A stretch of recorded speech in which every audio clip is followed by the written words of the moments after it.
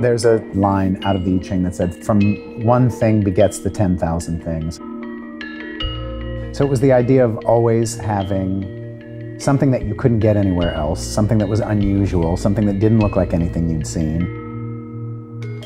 I'm David Rees. Ron Anderson. And we're 10,000 Things, and we are in our studio in East Williamsburg, Brooklyn. We didn't start out to make jewelry that looked like anything you ever saw, and we still try to keep making things that are weird and don't look like what you would consider jewelry to look like. And when you make things with your hands, it's sort of like a roller coaster. You're certain of where you're going when you sit down, but you don't realize the twists and the turns this journey is going to take. To be allowed to spend all of our time doing that it's an honor, and I couldn't imagine it being any other way.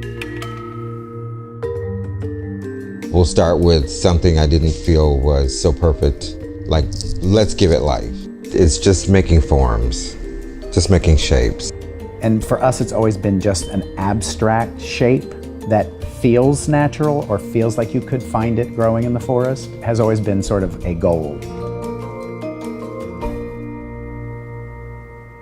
Everything we do is based on just our aesthetic and the things that we've created and the collections and objects and pieces that have gone before.